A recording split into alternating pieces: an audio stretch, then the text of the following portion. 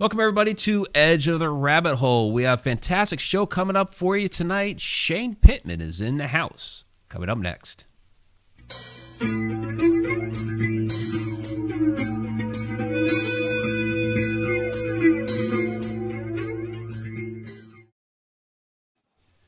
Welcome back, everybody, to Edge of the Rabbit Hole. I'm author and researcher Mike Ricksecker. With me, as always, my co-hostess, Victoria Mundae, and down in the chat room, Alina, moderating the chat.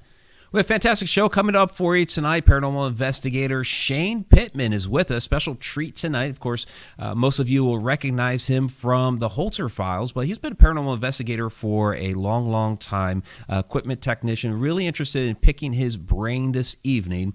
We had a great conversation there at the Michigan Paracon about a month ago, and really excited to bring him on Edge of the Rabbit Hole this evening. Before we get to him, though, real quick, we had before the show started, we had a $2 super chat from Robert Hanna, so we want to recognize Robert for that. Thank you very much, Robert. But without further ado, Shane, welcome to the show. Hello. Thank you so much for having me. Absolutely. Yeah, it was really great to finally meet you there in Michigan. Got to talking with you a little bit. I mean, you're a great guy. I mean, super nice guy. And I kind of got that feeling from you watching you on the show anyway. But it was great to finally get to chat with you a little bit. And so you really appreciate you coming on here. No, I appreciate it. No, you were right across from me too, so that was really cool. We got to see each other the entire time, so it was really awesome to meet you there. Yeah, just staring each other down. No. That's it. I had to refrain a little bit, but I was like in awe. I was like, Mike Ricksecker is over there. Author, Walk in the Shadows. I mean, man, I was like, man, because I've been on your show in the past, and it was just kind of crazy, seeing you there and meeting you there, and we were like right across from each other. So right across from each other, which was great. And during those downtimes, we got a chance to chat, which was really nice. So yeah, very cool. Yeah, and it was a great event in Michigan, and you were there with Dave and Cindy, and so let's go ahead and talk a little bit about the Holzer Files here. So you guys had a 2-year run, and it kind of surprised everybody there. I think it was in August, I think right before the Michigan Paracon, that the announcement came out that it was no more. So it's what can you give our viewers here? Because I know they all want to know. Well, it all comes down to viewership, right? And I think the viewership was not exactly where they were wanting it, and decided, that they were going to not renew it at the time. That doesn't mean like in the future that they may not pick something up, but they decided against it. And there's a lot of people out there that are really upset. We're heartbroken over it because, as you know, Mike, I mean, there's so many more cases of Hans Holzer that we haven't even scratched the surface with. So, to abruptly stop it like that is hard. It's hard, and I know it's hard for everybody else too. But all of the viewers and everybody out there has been fantastic, and their support is what keeps us going and doing new projects and doing things. So we're very appreciative of everybody who tuned in to watch it and were introduced to Hans Holzer and his work. I think that's the most important. He was a pioneer in the field, still is a pioneer in the field.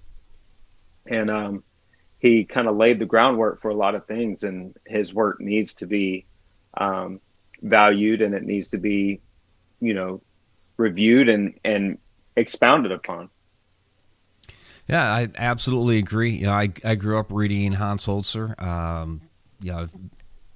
It's been an absolute honor to be friends with his daughter, Alexandra, who you've actually worked with in the past, which is really interesting with some of the hunts with Holzer. So you had already had a rapport with her before the show, which is right. Yeah, and a lot of people don't know that. I was studying all of the pioneers in the field, and Hans Holzer was one of the main ones.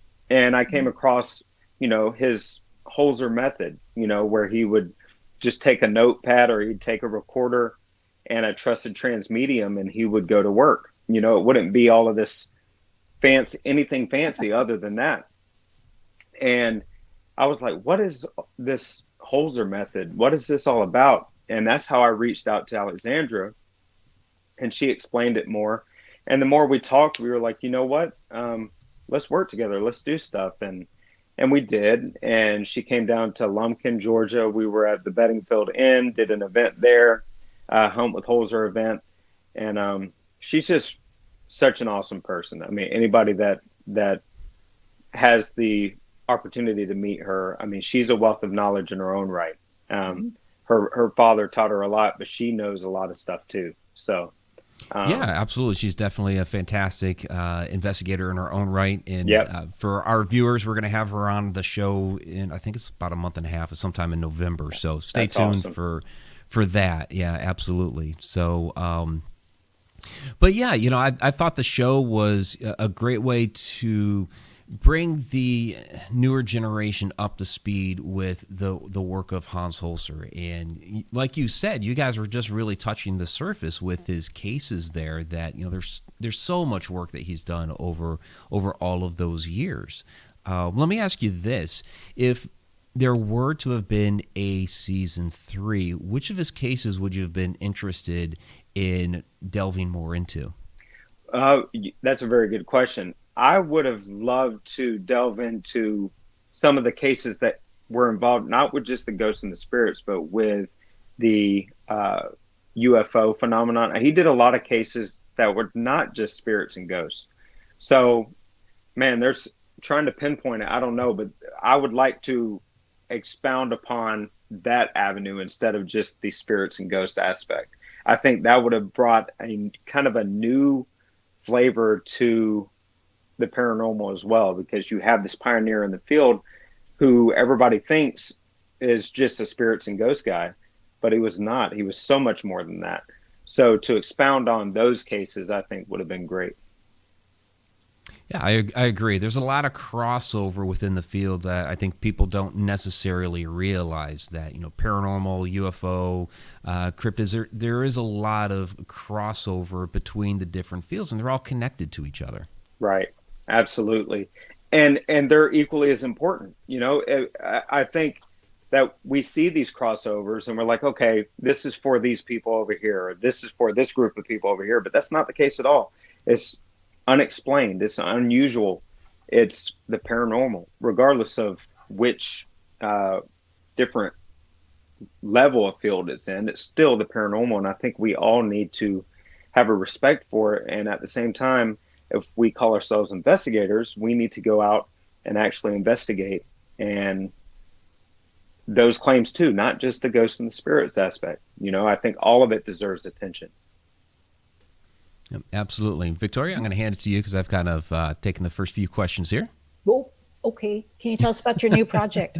No. 20 questions. Look at you. She went right there. She went right there. Because you guys, everybody from the Holzer Files does have new things going on. I knew Victoria was going to go there. That was very good. I'm smooth. What parallel was it at? I don't watch TV. I work in TV, so I don't watch TV. I've done Master Control since a long time. And I watched your show. I have an aunt that does Master Control too. Oh, yeah. I'm so sorry. Yeah, that's very cool. Oh my gosh. So the project, I can tell you that we filmed a project for a major streaming platform, and that's all I can say. Can you do like an interpretive dance and kind of tell us what it is? Is it ghosts? I'll do that when we're not live. Do some charades for us. Yeah. And I will say that the project was life-changing. It's something, it's one of, besides Holzer Files and all of that, it's one of the most rewarding things that I've ever done, hands down. And that's not just to promote it per se, but it's legitimately one of the most rewarding, one of the most challenging things that I've ever done. And I cannot wait for everybody to see it. Can you tell us if it was more paranormal or was it more metaphysical, or was it either or did you? I can say that it was within the same vein of what I do. So I have to be very careful on how I say everything, but yeah, it's paranormal related. Yeah. You can tell me because I know where the meadow is and I haven't told anybody.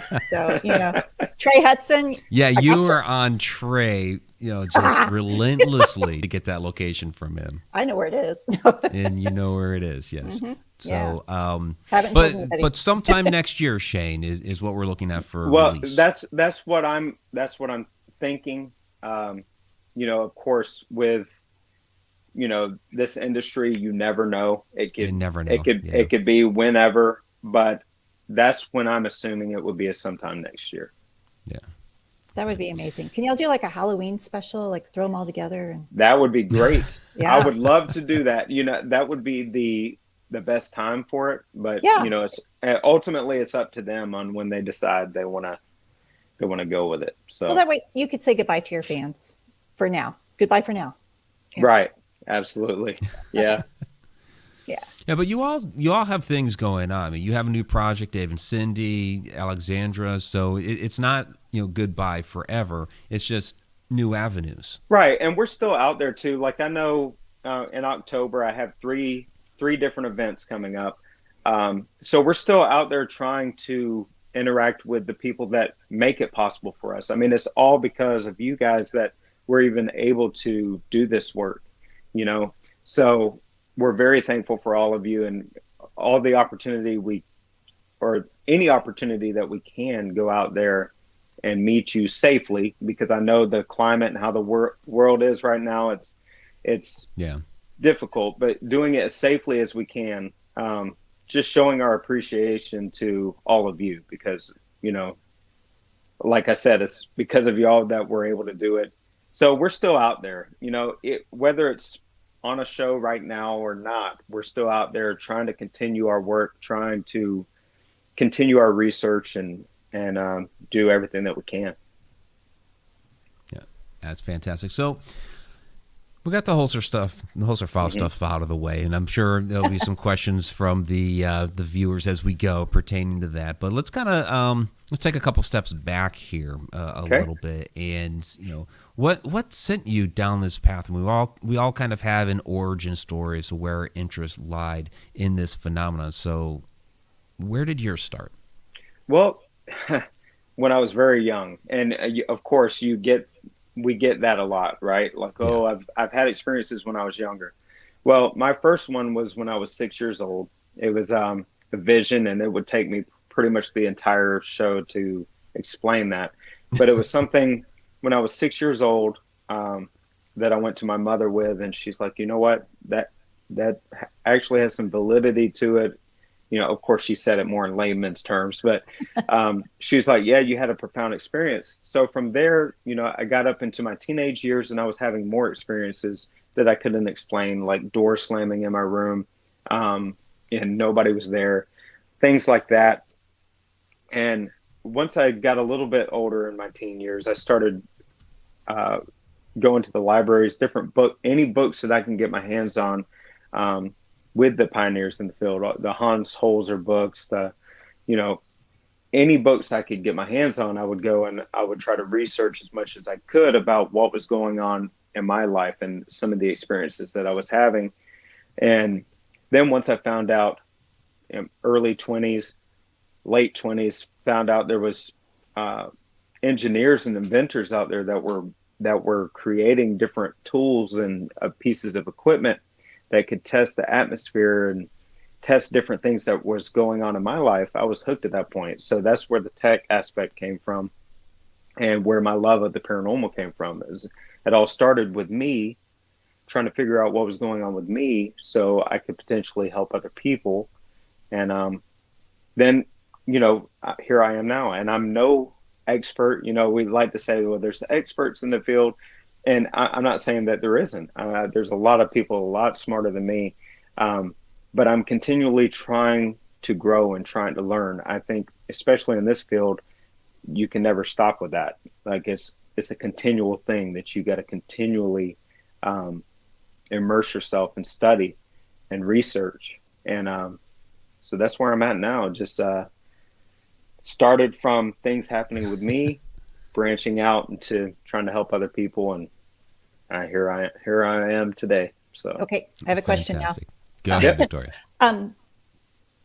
Personally, I like to experience things more than gather evidence, because I don't feel I need to prove to anyone. I mean, it's Right. nice to say, hey, look what happened.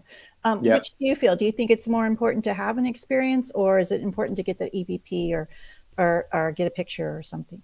Well, I think in the beginning, when I was first starting out, it was all about gathering the evidence, because for me, it was like, okay, can I have this experience recreated that I had in the past or whenever I was younger? And then now it's like, I think we're all at a point, especially in this field, that we're all at a point that we don't have to prove it. We know it's out there. We know something unexplainable is going on. But why is it happening now? That's kind of where I'm at. Why is it happening? How is it happening? And, try to get those answers, because I know that it does happen. I'm just trying to figure out what it's all about. So I'm with you. The experience, and and you could. There's a lot of people out there that they'll say I've had an experience, and you can't say anything. I mean, they are dead set. Okay, you weren't here. I know what I experienced. So you can't dissuade them from that, because that's what they believe. On the flip side of things, though, you have people that said, man, I'm 65 years old, 70 years old, never had anything happen to me. So I'm trying to figure out, why is that happening? Why are some people experiencing things, other people are not experiencing them? Does it start in the mind? Because that's another really big question I have, because I think that a lot of the paranormal experiences are legitimate, but is it a process where it starts in our mind and then it goes out? Like, is there something that happens on a physical level first that allows us to see certain things? So I'm trying to, like, and God, like I said, we could be on a show for like hours and hours just talking about this stuff, but that's okay. We're going to 2 hours tonight. That's fine. All right. But she's been trying to get a 2-hour show for a while. Right. But it's those types of questions, like trying to dig deeper into why, like, because I can get a recorder and say, okay, I hear a voice, but where's that voice coming from and why? But not just, I get a get out or leave or whatever. Why are we getting these types of things? Trying to dig deeper into that. So that's where I'm at now. So what do you think? What's the theory that you're working with right now? Oh, man. So I have a few of them. Like, I think in certain cases, I think that sometimes it's not spirits or ghosts at all. I think a lot of it is our bodies and the energy that we are putting out there. And I've used this analogy so many times, but like whenever you walk into a room and two people have just got done fighting, but you walk into a room, you don't know that they've got done fighting, but you can feel that tension. It's something that your body is picking up on, but not just, you're picking up on the energy that they were releasing as well. So I think a lot of times there's things going on, and I think that is something that the people involved is kind of releasing out there. Why is that happening? How is that happening? I don't know. But it's one of those things where I'm not just going to automatically jump to, there's a spirit here, or there's a haunting here. I want to dig deeper into, okay, what's going on a personal level? Not trying to dig too deep into people's personal lives, but okay, what's going on? Were there things going on prior to all of this? And kind of expounding on that. And I think there's a lot, and reading your book, Mike, I mean, like, you're talking about different things. It could be interdimensional. It could be something where maybe it's not loved ones at all. Maybe it's more than that. Maybe we're having, dimensions kind of merging together, and we're experiencing another reality, which it blows my mind to even think about. But that's a possibility as well. So I've got kind of a few different theories up in my head, trying to figure it all out. No, that's fantastic, because you're leaving the door open for a lot of different possibilities. And it's, to me, it's like, any or all of these things are legitimately on the table. Right. Yeah. Because it's we call it's the unknown. So we don't know anything. We can say all day long, we know this. And I think in certain topics, we may know a great deal, but as a whole, we're still learning. We're still trying to figure it all out. And that's why I think that there's so many out there, like you, like Victoria, that are so interested in this stuff. Is because the search is still there. There's still a lot of unknowns. We're all trying to find the truth, and whatever that truth is, that could be a personal thing. But I think we're all trying to find the truth, and that's what makes it so exciting for me. Is this by any chance the premise of your new show? Just asking. Asking for a friend. You are so good. You're so good at that. It's the freckles. She's not going to let up either. And But we're no, Facebook it's friends, so prepare for the emails too. There you go. There you go. But yeah, no, So- it's not. But Oh, duh. Okay. I want to get to some of these questions from the chat real quick. And okay. where did it go? Oh, here you go. This is from Betty Lange. Do you feel streaming platforms will eliminate the TV shows one day? Short answer, yeah. But I think we've all known that for a long time. I think that, cable TV, how how it was 15, 20 years ago to where it's at now. I mean, we can see it. I mean, numbers don't lie. You can see it out there. So I think eventually it may be heading in that direction. When that will happen fully, I'm not sure, but I think it's heading there.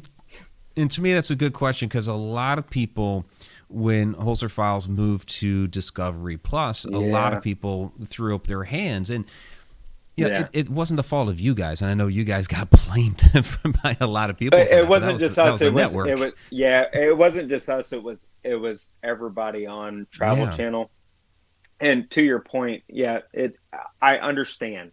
I understand why people were upset to a degree, because, and then it's during the pandemic, so it's kind of hard. A lot of people are trying to move money around, so it's very difficult. So, I mean, for everybody out there, I genuinely understand the frustration and things like that. But at the same time, I think that's where it's moving. And like, even in my case, what I did was I just got rid of my cable package altogether.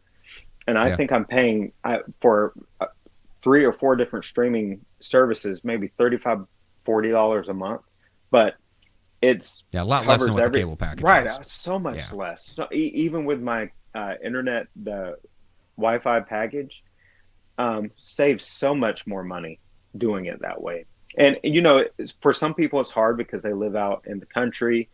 So I get those. Those are individual cases, but for the overall majority, that's an option is to get the different streaming platforms and then just save money that way. But again, I understand the frustration. I think that was partly why maybe a third season wasn't in the cards, for this just year. because of the backlash from moving to Discovery Plus. Well, maybe not the backlash, but maybe the viewership, like how the viewership was viewed because of the switch. I think that could have played a part in some of it as well. Yeah, could have. So, Sarah Yusuf, that's all has speculation. Of course it is. Of course. Yeah. So Sarah Yusuf has this question that is right up my alley. What is Shane's take on shadow phenomena? Well, see, it's going to be a little different because I read your book, Walk in the Shadows, recently. So, I think there's a lot of different. It could be interdimensional.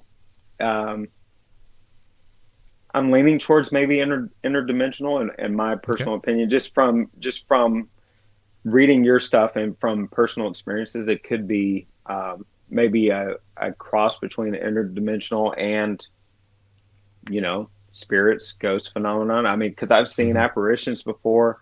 To be honest, I don't know, but I'm leaning towards interdimensional, maybe a cross between maybe sometimes the spirits and ghosts, but could that's be a where number I'm of at. different things. Yeah, you're the pro with that. I'm on the fence. I don't know. But I'm always interested in hearing. So I'm glad Sarah asked the question. So I'm always interested in hearing people's opinions on it, or if they had a particular experience with a shadow entity and what that would have been. So yeah.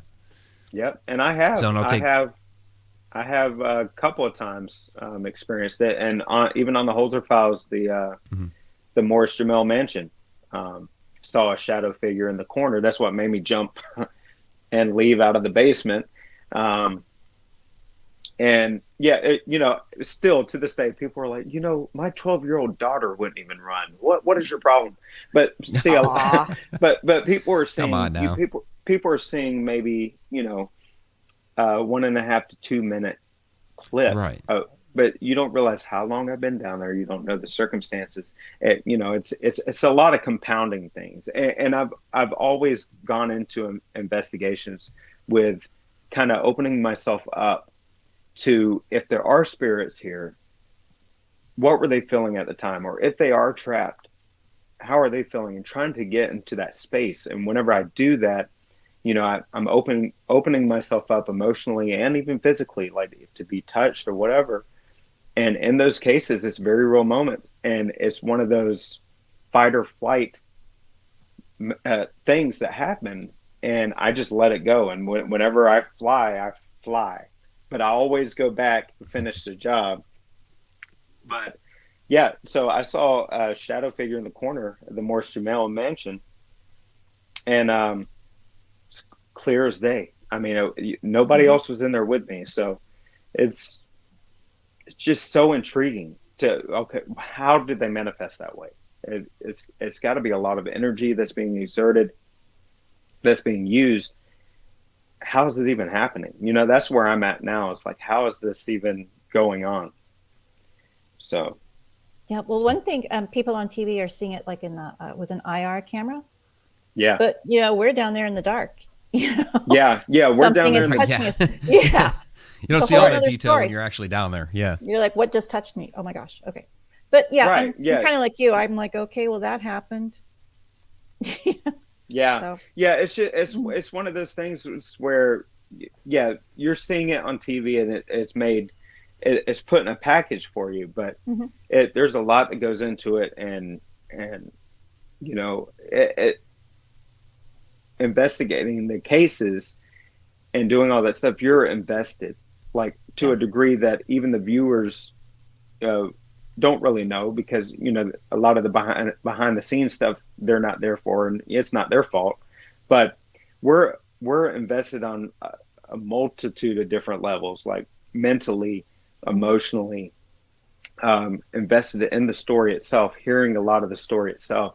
And whenever you put all of those pieces together, you're going to emotionally respond sometimes, whether that be tearing up, whether that be running out of a place because something happens that's just overwhelming at the time. There's a lot of factors that go into all of it. Yeah. Plus it takes your own energy. Yeah. Right. Sorry. Yeah. It's fine. But the show has to be edited down to about 42 minutes, and you're there for several days. And people don't realize how long the investigations are, because you're investigating for hours.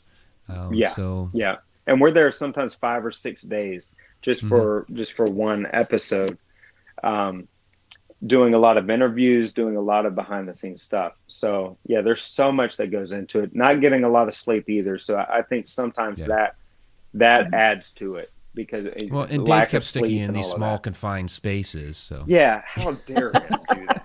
No, people are saying that too, but I think again, I love Dave to death, and he's a true leader. It's one of those things where he knew that putting me in those spots, number one, was going to challenge me. Number two, he knew how I investigate, how I open myself up a little bit. So he knew that a lot of times we may get some results doing it that way. So, as a leader, he's going to try to position people in the best possible scenarios to further the case. And I believe that's what he did. And, he caught a lot of flack, and sometimes he caught it from me behind the scenes that they bleeped out a lot of stuff that I said to him. But, now looking back on it, I'm so thankful because he's taught me so much, and it's taught me to be a better investigator. So if I get that out of it, it's all worth it. Did y'all ever employ the, I think it's called the Estes method, where you're blindfolded and you're listening? Yep. Was that ever in the show? I don't remember that part. Okay, so we kind of did a something like that with the Howard Dickinson house. I did that for a little bit when I was down in the basement alone. But that's something that I employ a lot on in my personal investigations, and stuff is stuff to do with sensory deprivation, because like the Gonsfeld and even the Estes, sometimes it mimics what an intuitive or a psychic would pick up on. Right. So I was like, okay, if we don't have them with us, then we can do things to kind of to mimic that and maybe produce results. So, that's what I do with my team, the searchers. I utilize a lot of those methods just to see what type of results it yields. Because, it's one thing. We're in the dark and we're sitting there. But if you cut off your normal senses, your normal way of hearing and seeing, it's going to force your body to go into this, whatever it is, that maybe the sixth sense, and to be more in tune with what's going on with your surroundings, with what you've got. And if you cut off the vision and the hearing, things happen. And it's happened in a lot of the investigations that I've done. So. Yeah, because I'm claustrophobic, and the times I've done that, I can only do it for a little bit, and then I'm like, I'm on overload. It's like, stop. It's rough. It's rough, and that's why it's good to have people with you to kind of watch your back and to make sure that, especially people that know you, so to watch those warning signs, to watch if you're getting too uncomfortable, because it's good to to do all of these experiments, but you got to be careful, because sometimes you're opening yourself up to things that, maybe it's hard to close that door. So it's good to have people there watching your back and making sure that everything is going okay. So I have a couple more questions here from the chat. Private for a Reason asks, what investigation hit too close to home on an emotional level? For the Holzer Files, there was a few, but I would say the most impactful was the Barnstable House. So it was in season 1. It was the season finale, and of course I was in a basement again, and I got spooked. I saw something running around the corner, got spooked, and I ran out of there. I left my recorder, everything. I left everything down there and just ran out. And upon reviewing that recorder later, because I went back down to get it and finish my investigation. So people saw me running out, but I went back. And, the whole story was there was a girl that could have drowned in a well there, and a young girl. Her name was Lucy. And so the recorder, whenever I reviewed it, it said, and it was in a girl's voice, it's like, does no one hear me? Aww. And on an emotional level, because I have 4 kids. On an emotional level, it's like, you know what? Because again, I go into that headspace. It's like, I ran out of there. What if there's, and even children being trapped is hard for me to even think about anyway. Yeah. But what if there was somebody down there and they're like, does no one hear me, or can nobody see me? And they're reaching out for help and not getting it. So I think on an emotional level, that was probably the most impactful for me, because it showed me, it put a lot of things in perspective for me. Why are you doing this, Shane? Is it just to get evidence? Is it just to have these experiences? Or are you really trying to figure out what's going on? Are you really trying to help these spirits, or whatever they are that you're coming in contact with? It put a lot of things into perspective, and it changed me. I mean, going forward in my investigations, I've really went into it more with a personal care about the case and the potential spirits that are there. Yeah, I remember that episode, and I remember thinking after watching that we really got to see you as Shane the person in that episode rather than Shane the tech guy, and so it kind of really brought that human element into it. I was like, I like this guy. Mm-hmm. Yeah, that was good. Well, I appreciate that. Now I was doing everything I could possibly do not to like break down that, because you got pretty choked up. Of course, I got choked up, but I think I did a pretty good job. It could have been a lot worse. I could have done a lot of ugly crying and stuff. But see, what people, but it really humanized the moment, which I thought was fantastic. It wasn't just about things that go bump in the night. It was like, no, this is this was a girl, this was a person who really lived, and that emotion is still there, and you're interacting with that and having your own human reaction to that as well. So it really brought that human element to the whole thing. Yeah, and I listened to that. I swear to you, it had to have been 150, 200 times. I believe it was a few nights before the actual evidence review with Dave and Cindy, and so this had been on my mind nonstop. Like I couldn't think of anything else other than "Does no one hear me?" Like it's one of those things. Like I'll never forget it. It's hands down probably one of the most impactful cases I've ever done. Yeah. So do you have any on your new show like that? Okay. She tried. Yes. Yes. Okay, good. You have to wait and see. Okay. Yep. Which actually, since Victoria went there is a question here out of the chat about the new show. I know you're not going to be able to talk about it, but from Pimp Paranormal Shane, with your next show, how much control will you have over the end content? I can't say. Let's just say that I'm closely involved. I'll just say that. Good. Nice. That's all I can say, though. Okay. Another question here from Gina. Shane, tell us more about an individual, how an individual may be the energy cause of activity in manifestations. How does this happen or can happen? That's something that's still being researched. How can we feel tension in a room? I think a lot of it has to do with, we are all energetic beings. I mean, like our whole body is like, it's run through like an electrical system, almost like our brains, especially firing off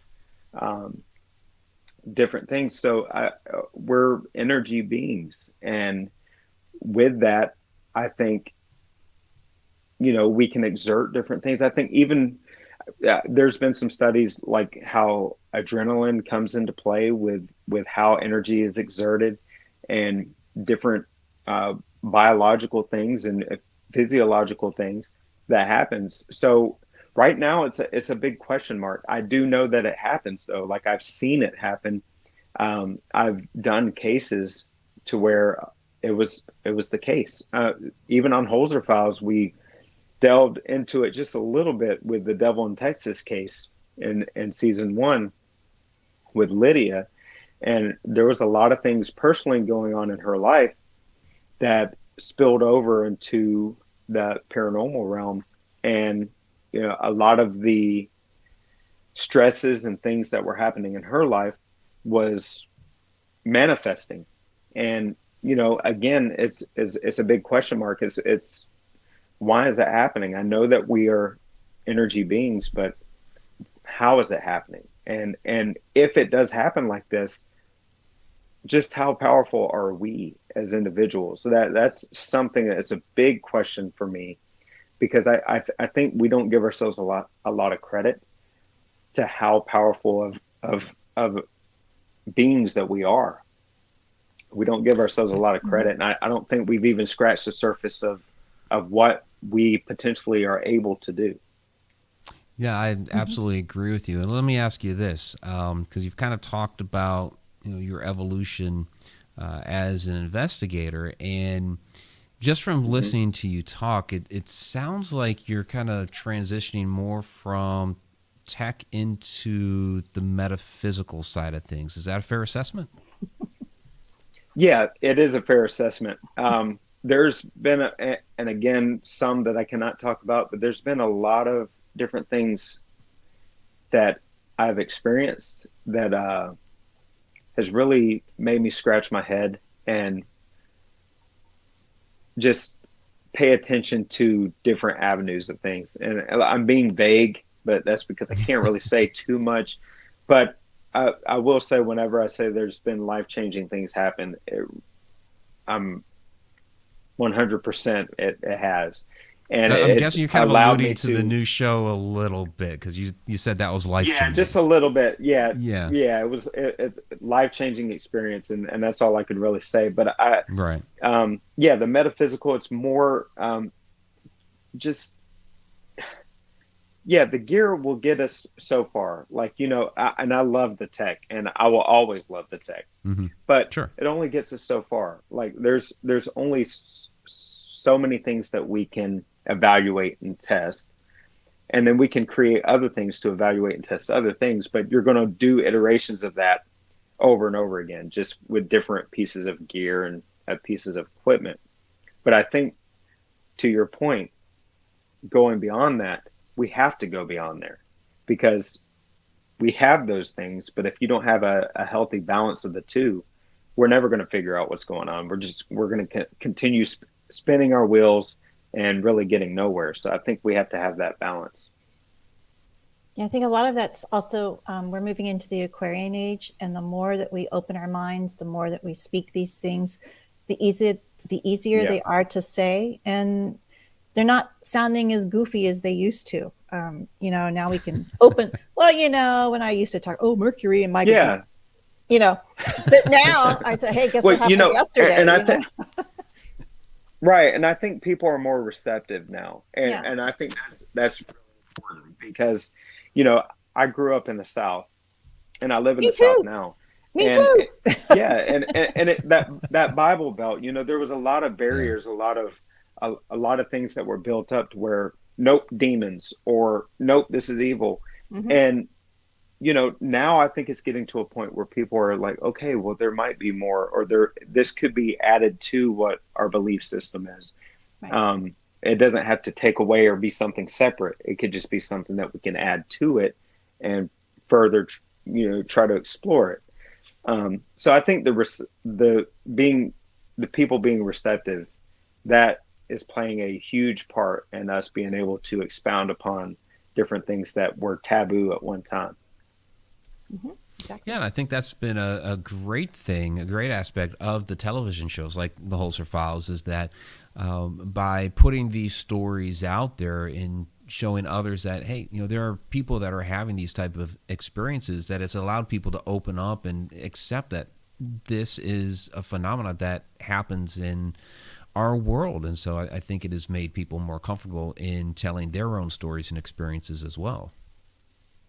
I agree. I absolutely agree.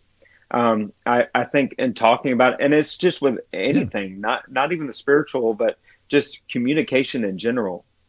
The more you talk and the more you communicate, the better the situation is, whether it's with personal relationships, whether it's with a group of people. The more we can communicate and share ideas and share our personal experiences, the more we're going to learn, the more we're going to open up to other possibilities. So I think communication is key, and is something that we need to have on the forefront of what we're doing, or it's all going to fall apart. Exactly. Absolutely. So I know Victoria is, you kind of made the Mercury that was yesterday. So, oh my God. Yeah, and there's Sarah. Mercury's in retrograde right now. I know. Yes, I badger Sarah all the time. But that's where, Victoria's all about the metaphysical. I grew up in metaphysical. Shh, don't tell anybody. but I'm hearing the Bible bells too. Oh. But I got my little metaphysical Right. peeps over here, and all my little tarot card readers over there, and my this and that over there, and it's like I have a secret life. But yeah, Yeah. I think more people are embracing Yeah, it. It's not- Yeah, I have family members right now that's like, that fundamental Christians, and they're like, Shane, what are you doing? Even to this day, really close family members, they're still loving and supportive, but they're like, you got to be careful. You got to guard yourself, which is true. Right. I mean, you got to be careful and things that you don't have all the answers to, because you can open yourself up to things that you don't really understand what's going on.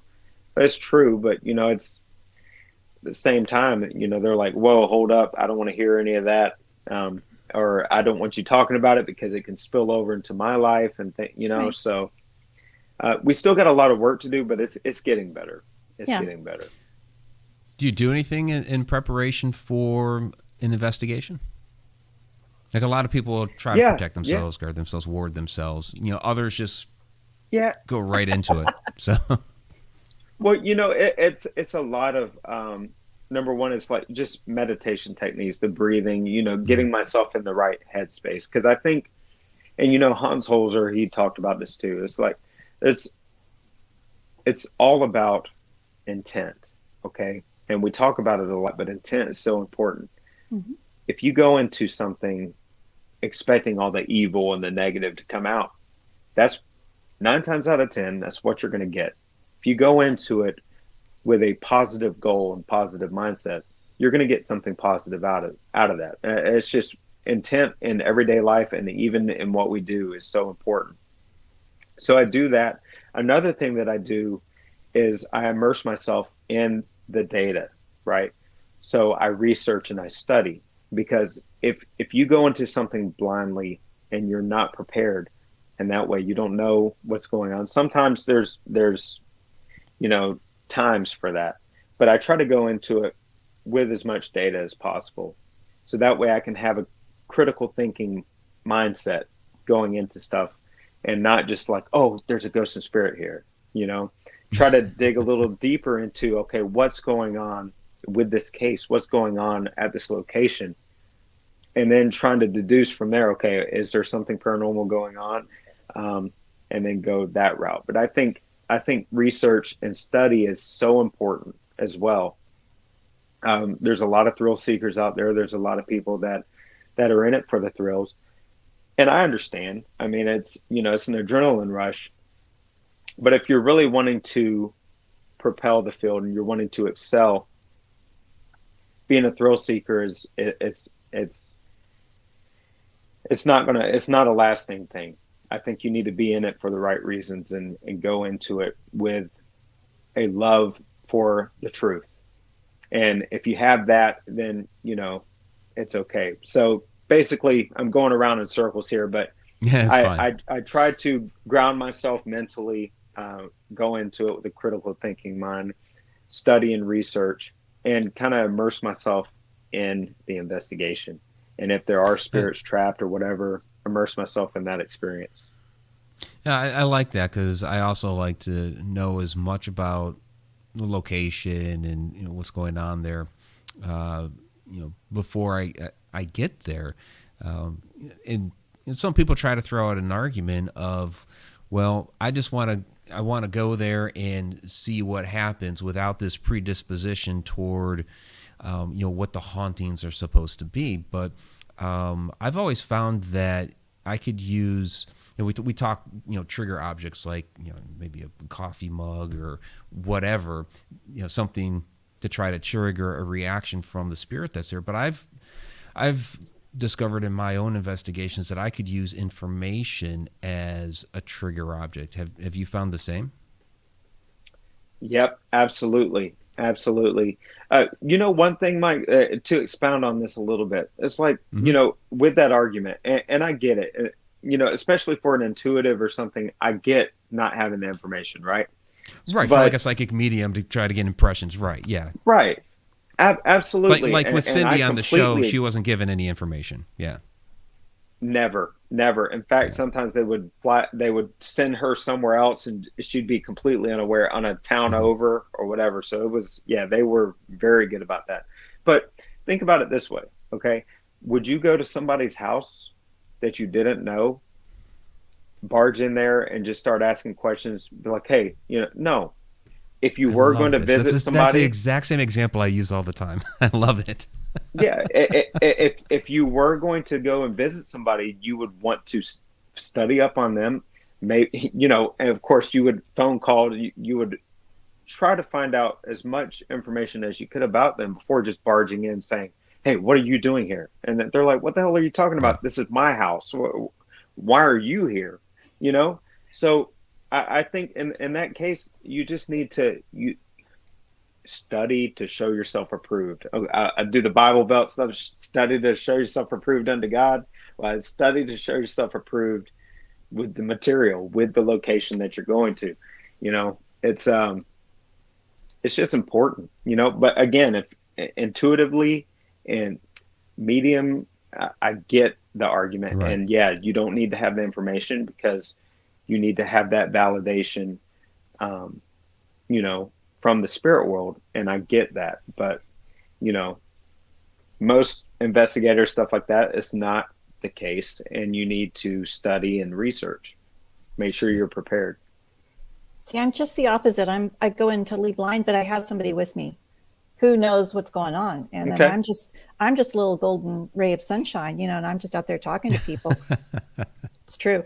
And still you have somebody, right? Yeah. And you still have somebody there that knows what's going on. So, I mean, there's different ways and different avenues to do it, and that's fine. And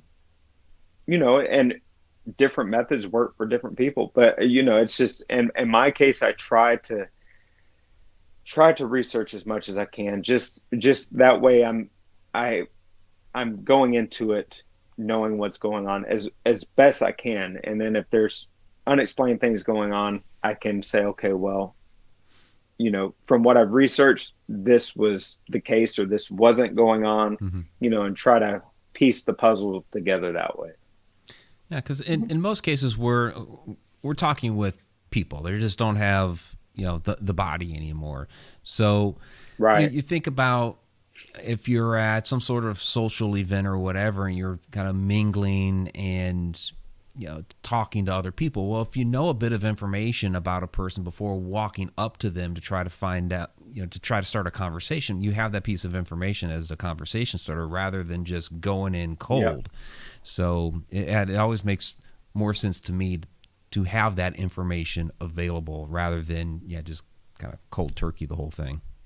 Yeah, and I wouldn't want somebody coming up and sticking a recorder in my face, being like, "All right, so talking to this right now, right? Tell me talking your name." to the blinking light. Who the hell are you? Yeah, it's like, who the hell are you? Get out of my face, Well, that would be a great EVP. But yeah. But if somebody came up to me and said, "Hey, I heard your name is Shane. I heard this and this about you. Can you tell me a little bit more?" I'd be more receptive to that. I'd be like, "Okay, well, yeah, my name is such and such," but it's just somebody coming up out of the blue just saying, "Hey, tell me your name." I would not be receptive to that. Tell me your name, and turn on the light, and close the door. Right. So Get we need to be considerate. We need to be considerate of that. I think that's why a lot of us get the get outs and the leaves on EVPs, is because they're like, "Who are you guys? Get out of here. This is my house." I think maybe changing our approach, we may get even more results, from that. I have a funny story to tell you later, but not on air. So cool. Question here from Sarah Yusuf, and we're getting down to the end of the show, guys. If you have any final questions, please feel free to send those in, and Alina will forward them my way. But Sarah asks, have you noticed any particular energetic frequency ranges that seem to encourage paranormal activity? Wow. So that is you're getting highly technical here. A very that is a very good question. And the name of it is it starts with a B. I cannot remember. A lot of people use it for different healing frequencies. I cannot remember. Help me out, Mike. You may know this a little bit more than. Oh, Begins with a B. binaural. Yeah, binaural. There we go. So yeah, so I've done some. Victoria had it. That's Yeah. very good. Great.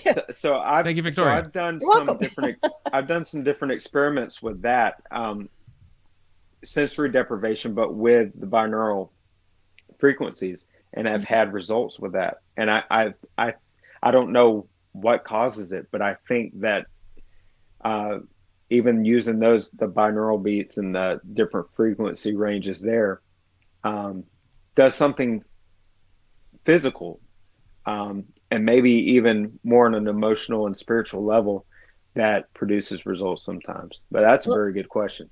It's 538 megahertz, and what it basically does is reboots your brain so you can rewire with some fresh ideas and stuff. So there you go. Yep. Yeah. So I mean, and that goes back to does a lot of this paranormal phenomenon originate with a lot of us in our minds, and then transfers out. So Yeah. yeah. Awesome. Fantastic. Yeah, so that's learning new stuff here. All right. And that's- see, Pin Paranormal. I use binaural yeah. to meditate before an investigation. All See the right. books? No. it is highly beneficial. Highly is. beneficial. I would recommend it. Yeah, they even have them now where it's like in rain sounds, so you can listen to them and you're hearing them subliminally, and all you hear is rain. Yep. So they're great. Yep. Fantastic. What you Any think other? about- Yeah, no. Any other tips like that for people looking to investigate or be able to conduct a better investigation? Yeah, I would say that's one of the biggest tips, and I've used that as far as meditating before an investigation. I think also getting your headspace right, and sometimes that means different things for different people. I know that some people I investigate with, they'll listen to music, headphones on, not talking to anybody else, but they'll listen to music beforehand. Music that soothes them may not soothe me. Their type of music may not soothe me, Right. but it does something. It does something for them that gets them in the right headspace and allows them to be able to focus and more focus on what they're trying to accomplish. So I would just recommend to people, make sure you're in the right headspace. If you've had stressful times, things going on, just consider what you're doing before you go into it, because sometimes that can throw you off track. It could cause things to happen that maybe you don't want to happen. So just make sure, if at all possible, try to be in that right frame of mind going into it. And like I said, it's different for different people. Binaural beats sometimes would be helpful. It helps me a lot. Music for certain people will help. But that's just the main tips, is make sure you're in the best frame of mind that you can be before you start an investigation, because that's very important. All right. Last question here from the chat room, because we got to wrap it up here in a moment. What's the deal with investigators going to another country that speaks a different language and they ask questions in English? Yeah, that's a very good question. I've often wondered that myself, but here's my take on it. Who's to say that, the barriers that we have here in the physical are the same barriers that we have in spiritual? That may not be the case. Maybe there isn't language barriers on the other side. Mm-hmm. So even if you're asking something in English and you're getting something back in English, who's to say that language barrier is there? We can speculate. I know that I've had a lot of investigators that go overseas that will get that they're in different countries and stuff. They will get English responses, Mm-hmm. but again, that could be, if they can manipulate different equipment to communicate, don't you think they can communicate with you in a way that is going to be relevant for you?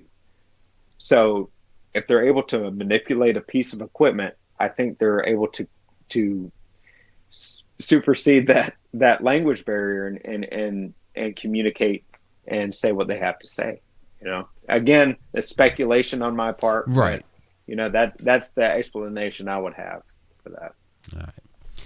Very cool. Well, we are at the end of the show, but Shane, you have a lot of events coming up. So real quick, how can people find you, and what events can they find you at? All right. So it's you can find me at officialshanepittman.com. I'm on Twitter at Starring Shane, Facebook Shane Pittman, Instagram at Starring Shane. I have 3 events coming up. October 7th through the 10th is Virginia City is the Comstock Con. I'm going to be at the Washoe Club. We're going to be investigating. I'm going to be with Aaron Sagers and author Janice Oberding. And then October 22nd to the 24th is going to be the Scarefest in Lexington, Kentucky.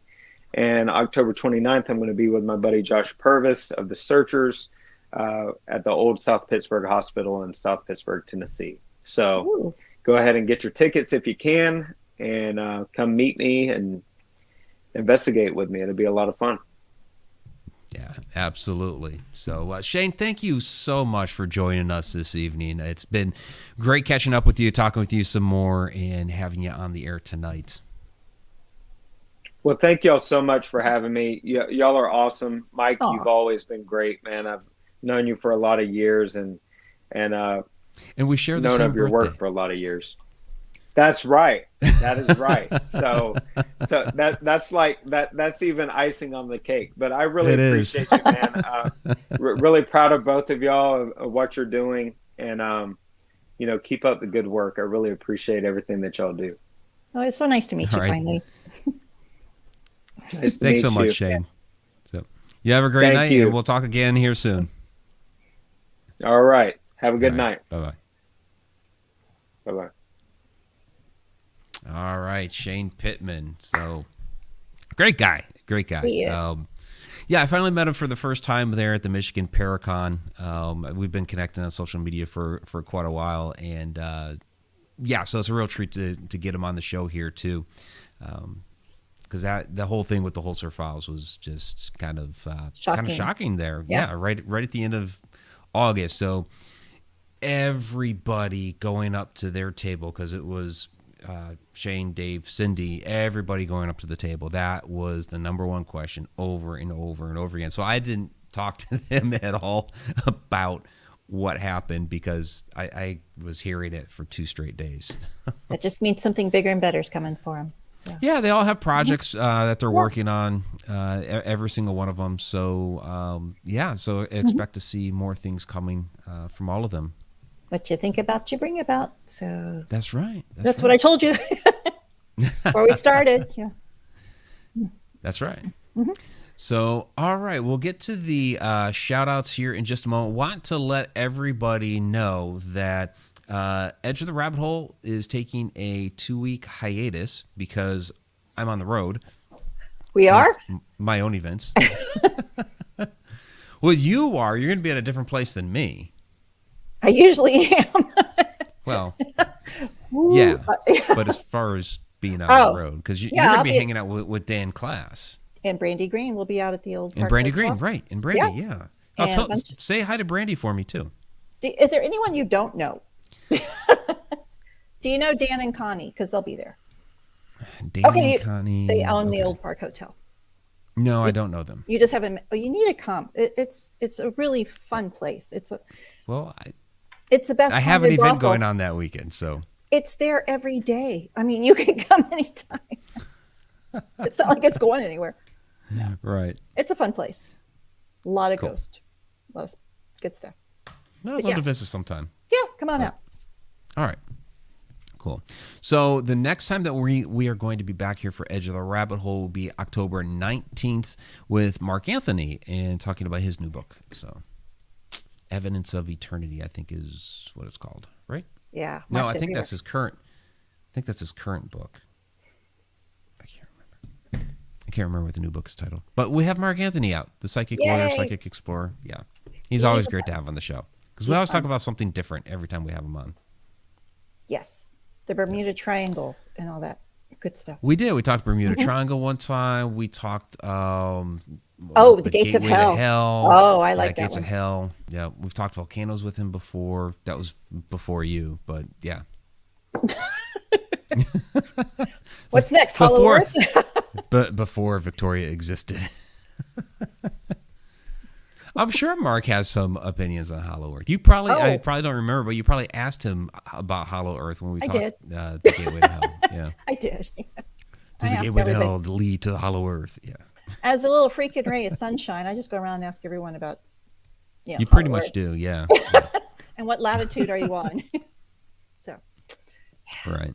Okay. So, yeah, October 19th, as far as Connecting the Universe, same thing. We had our Connecting the Universe class yesterday, since I'm hitting the road tomorrow and we won't be able to do it tomorrow. So we had it yesterday.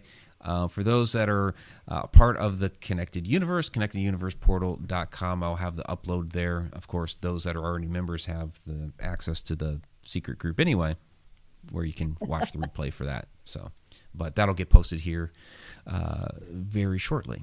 I want you to know that really confused me when I saw that yesterday. I was like, oh my God, what day is this? I know. It just, but like, I missed Tuesday. I made the announcement during the last class. That was so last week. It was so last week. I know. A lot has happened. I know. It caught a lot of people by surprise. So we didn't have as many at the class last night, which I totally understood, which is fine. We still had a good class. Yes. So, and we were talking the Earth's energy grid. Yes. Yeah. So we were talking ancient sites of power, ley lines, all that cool stuff. Mm-hmm. Alaska Triangle, a little bit. Woolly Mammoth. I did not talk Woolly Mammoth last night, but hey, if you want to learn more about the Woolly Mammoth, the Alaska Triangle book, Alaska's Mysterious Triangle, will be coming out here within the next week. Fingers crossed, within the next week. Yeah. Do you have a chapter on the Woolly Mammoth? I have a section in the Cryptid Encounters chapter. Okay. About the Woolly Mammoths. It's the last section of that chapter. Yeah. Save the best for last, right? That's right. There you go. Okay, yeah. It's a start. Well, because it's not, the Woolly Mammoth isn't like a true cryptid. It's an actual, historic. True. They're still finding remains out there of woolly mammoths and frozen meat. So if there was a Sasquatch riding a woolly mammoth, that'd be pretty cool. He would get more than a footnote. Okay. Probably. Yeah, that'd be cool. So, all right, let's get to the shout-outs. This is cool. So, Pimp Paranormal, this is a great show. Never heard of it until Shane said something. I'm going to watch this every Tuesday if I have the chance. Well, thank you very much. You're just going to have to start October 19th since I'm hitting the road here for a couple of weeks. It's not like they're recorded. That. They're recorded on YouTube. Well, yes, they are recorded, and you can always go back and watch. This is true. But yay, thanks for joining us. Yes, thanks for joining us this evening. Yeah, there were a couple of new faces in the house tonight, so thank you, Shane, for sending your crew out here. Absolutely appreciate that. I'm looking forward to his new show next year. Yeah, it's whatever really it good. is, I'm definitely looking forward to it. I think it's going to be more metaphysical. It seems that way. Yeah, there's kind of like a undertone of that. So it needs to go over the top. Just no more undertones. Just. Well, I'm meaning there's an undertone in his conversation tonight. I know. So it might be a whole total over the top metaphysical show. We don't know. Probably not. I don't think the world's ready for that. Sneak it in. It needs to be. It's true. It does. All right. Yeah. Let's get to the shout outs. So we did have a Super Chat Superstar this evening. That was Robert Hanna. Thank you, Robert, for the $2 Super Chat to start the show. That was very, very cool. Let me also give you guys that. Okay, so shout-outs. Let me get to the participants tab here. I want to thank Alina for moderating the chat. This is insane. The whole YouTube thing, participants tab, I mean, they're showing me like 10 people. We have 30 people in the stream right now, so that's ridiculous. But those people that is listing, Betty Lange, Betty's Grand Old Folks, thank you for joining us this evening. There's Haunted Road Media's Fairy Queen, Diane Hilbert. Yay. Thank you once again. As always, Mary Haygood. Great to see you again. Pimp Paranormal, again, thank you very much for joining us this evening. Pungai Fungi, always the funnest name to say. It's true. It is. Sarah Youssef, as always, thank you for all your questions this evening. Tammy Heitzman, great to see you. And TFT Tarot for today. And now I get to scroll back up and grab everybody else's name. We know Adam Tiller's lurking down there somewhere. Mm-hmm.